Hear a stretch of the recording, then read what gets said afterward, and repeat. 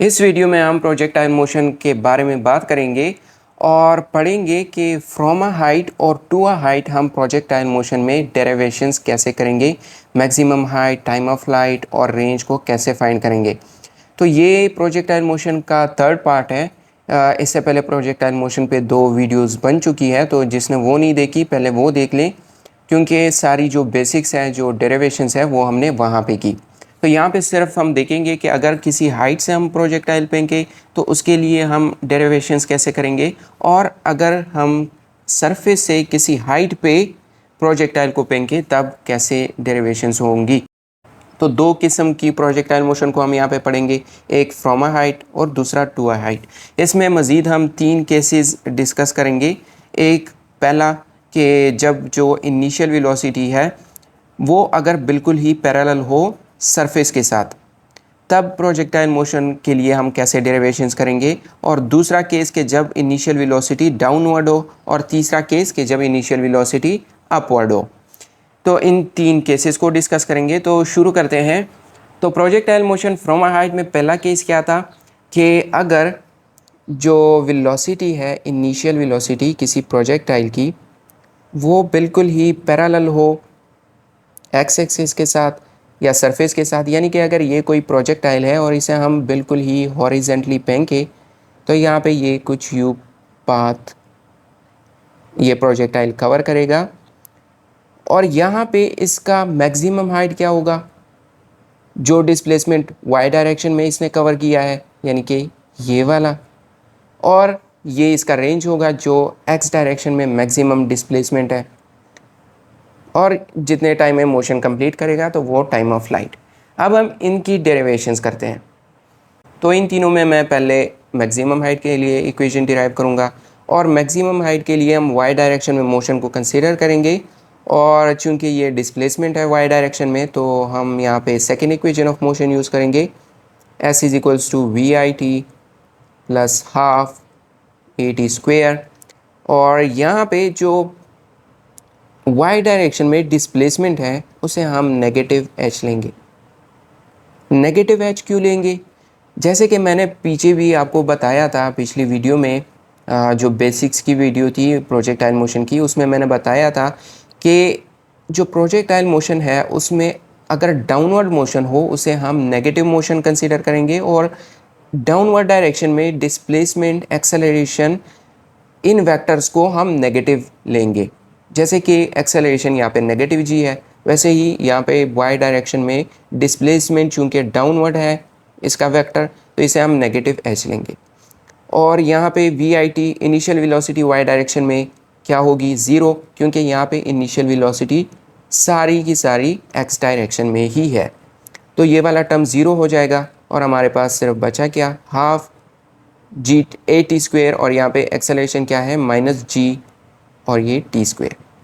तो यहाँ पे नेगेटिव नेगेटिव कैंसिल कर सकते हैं, और एच आ जाएगा हमारे पास हाफ जी टी स्क्वेयर।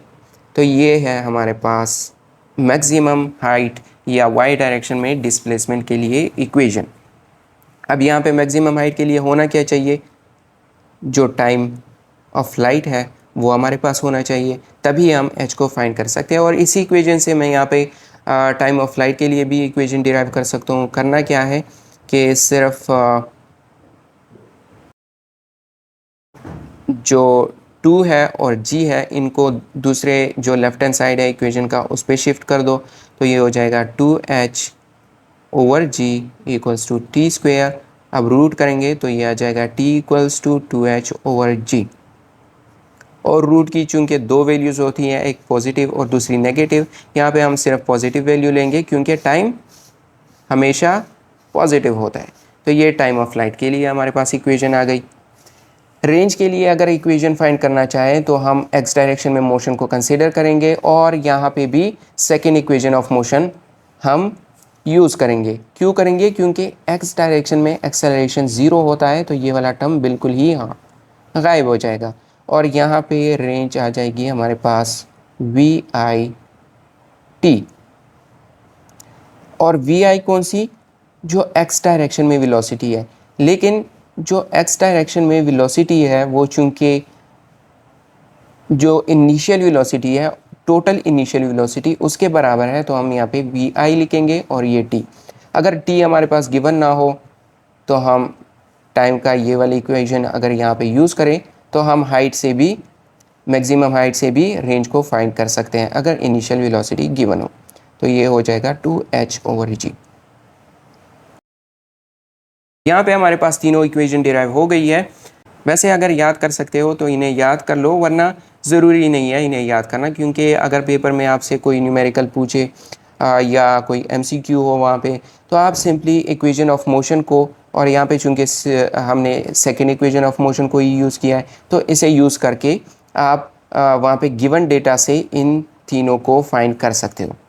अब सेकेंड केस पे हम जाएंगे।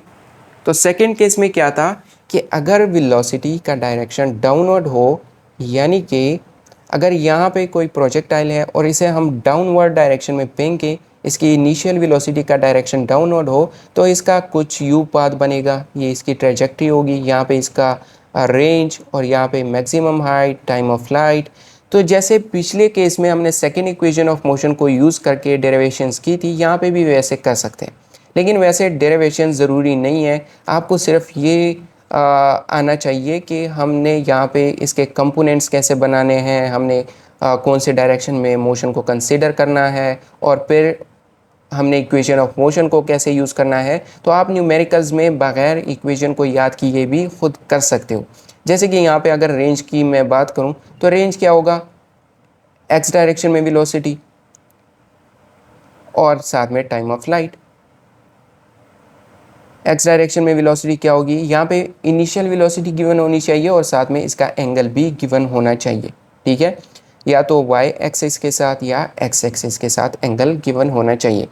अगर यहाँ पे वाई एक्सिस में एंगल गिवन है तो एक्स डायरेक्शन में वेलोसिटी का कंपोनेंट ये होगा, और ये कौन सा कंपोनेंट होगा, साइन थीटा का, यानी कि वी आई साइन थीटा, और यहाँ पे टी। तो अगर टाइम ऑफ फ्लाइट गिवन है, इनिशियल वेलोसिटी गिवन है, उसका एंगल गिवन है, आप रेंज को यहाँ से फाइंड कर सकते हो, और उसी तरीके से टाइम ऑफ फ्लाइट को भी फाइंड कर सकते हो अगर इनिशियल वेलोसिटी गिवन है और रेंज गिवन है। और अगर यहाँ पे मैक्सिमम हाइट की बात करें तो इसके लिए इक्वेशन ऑफ मोशन को अगर यूज़ करें तो ये हो जाएगा v i y t minus half g t square. यहाँ पे भी टाइम आपके पास होना चाहिए और इनिशियल वेलोसिटी, साथ में इसका एंगल भी, ताकि हम y कंपोनेंट उसका फाइंड कर सकें। अगर डायरेक्टली y कंपोनेंट दिया है वेलोसिटी का या y डायरेक्शन में वेलोसिटी गिवन है तो आप सिंपली उसे यहाँ पे यूज़ कर सकते हो और टाइम ऑफ फ्लाइट को पुट करके मैक्सिमम जो हाइट है उसे भी फाइंड कर सकते हो। लेकिन यहाँ पे इक्वेशंस को याद करना ज़रूरी नहीं है, इसे याद नहीं करना। अगर कोई न्यूमेरिकल पेपर में दिया हो, जैसे कि अगर हम कोई एग्जांपल ले, इनिशियल वेलोसिटी गिवन है हमें 20 मीटर पर सेकंड की और हमें एंगल दिया है 30 डिग्रीज़ का, और हमें जो टाइम ऑफ फ्लाइट है वो 2 सेकेंड्स का दिया है, हमसे रेंज पूछा है, तो रेंज के लिए हम क्या करेंगे, एक्स डायरेक्शन में मोशन को कंसीडर करेंगे, ठीक है, क्योंकि ये डिस्प्लेसमेंट है एक्स डायरेक्शन में, और हम लिखेंगे वी आई एक्स डायरेक्शन में जो इसका कंपोनेंट होगा, और एक्स डायरेक्शन में कंपोनेंट कौन सा होगा, यहाँ पे कौन सा बन रहा है, साइन थीटा का, ठीक है, साइन थीटा का कंपोनेंट, और साइन 30 कितना होता है, हाफ, और टाइम कितना गिवन है 2, तो यहाँ पे सिंपली 20 मीटर आ जाएगा हमारे पास रेंज। और अगर मैक्सिमम हाइट फाइंड करना हो, यहाँ पर आप सिंपली इस इक्वेशन से या यहाँ पे सेकेंड इक्वेशन ऑफ मोशन को यूज़ करो, माइनस एच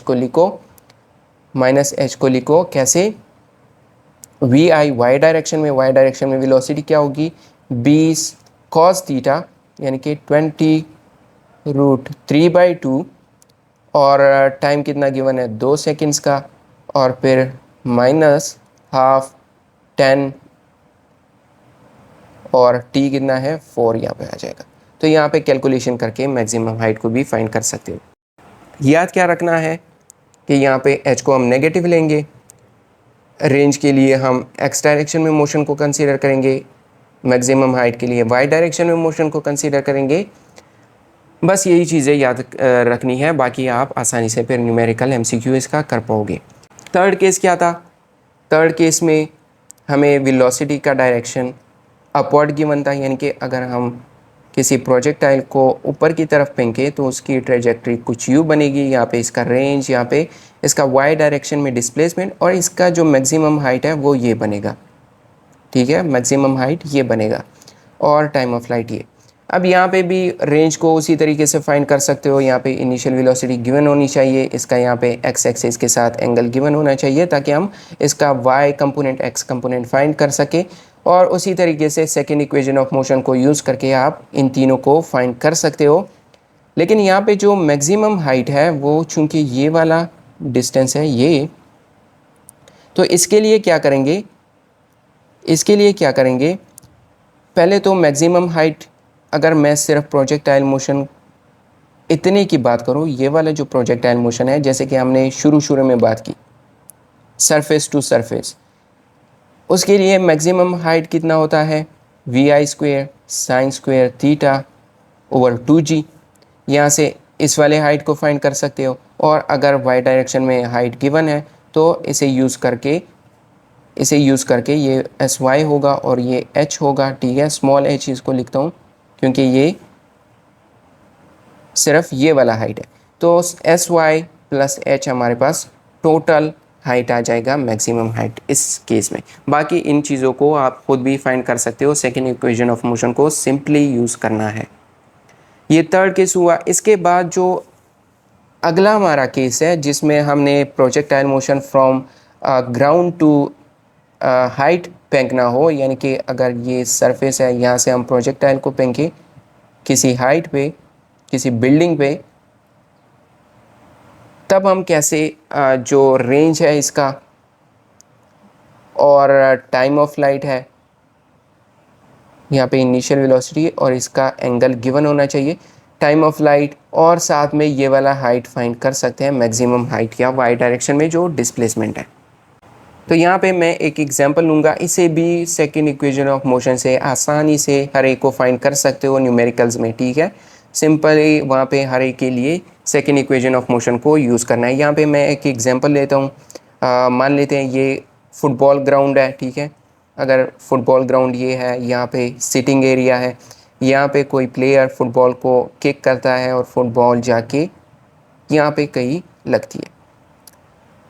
अब हमें इनिशियल वेलोसिटी गिवन है 40 मीटर पर सेकंड की, एंगल यहाँ पे गिवन है हमें 30 डिग्रीज़ का, और जो ये वाला हाइट है सरफेस से जहाँ पे बॉल लगी है वो अगर 10 मीटर का गिवन है, और हमसे पूछा है कि रेंज बताओ, तो रेंज के लिए हम क्या करेंगे, एक्स एक्सिस में जो इसका डिस्प्लेसमेंट होगा उसे लेंगे, और इसके लिए अगर हम सेकेंड इक्वेशन ऑफ मोशन को यूज़ करें तो वी आई एक्स और टी हो जाएगा। वी आई एक्स क्या है यहाँ पे, cos 30 डिग्री, और cos 30 डिग्री कितना होगा 40√3/2, ये हमारे पास वी आई एक्स हो गया। और टाइम ऑफ फ्लाइट चूँकि हमारे पास गिवन नहीं है तो टाइम ऑफ फ्लाइट के लिए हम कौन सा इक्वेशन ऑफ मोशन यूज़ करेंगे, वही सेकेंड इक्वेशन ऑफ मोशन। और यहाँ पे चूँकि हमें जो हाइट है वो गिवन है, वाई डायरेक्शन में डिस्प्लेसमेंट हमें गिवन है, तो हम क्या करेंगे, सेकेंड इक्वेशन ऑफ मोशन को यूज़ करेंगे, यहाँ पे इसे -h लेंगे, और we i y T -12 GT², और यहाँ से हम इसे -10 equals to we i y कितना हो जाएगा 40 का हाफ, क्योंकि यहाँ पे साइन थीटा होगा तो ये 20, और टाइम हमें गिवन नहीं है, -12 और 10t²। यहाँ पे एक क्वाड्रेटिक इक्वेशन हमारे पास आएगी, उसे हम हल करेंगे, बाद में एक पॉजिटिव वैल्यू हमारे पास t की आएगी, तो पॉजिटिव वैल्यू को यूज़ करके यहाँ पे हम रेंज भी फाइंड कर सकते हैं। तो ऐसे फाइंड करना है, ठीक है, सेकेंड इक्वेशन ऑफ मोशन को यूज़ करो और फिर इसे फाइंड करो।